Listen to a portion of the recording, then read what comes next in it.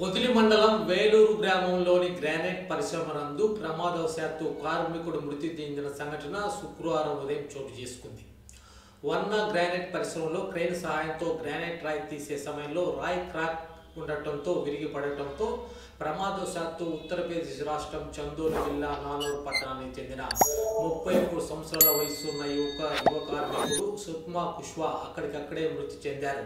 విషయం తెలుసుకున్న పోలీసులు సంఘటనా స్థలాన్ని చేరుకుని దర్యాప్తు చేపట్టారు. మృతదేహాన్ని పోస్ట్ మార్టం నిమిత్తం పొదిలి ప్రభుత్వ వైద్యశాలకు తరలించారు.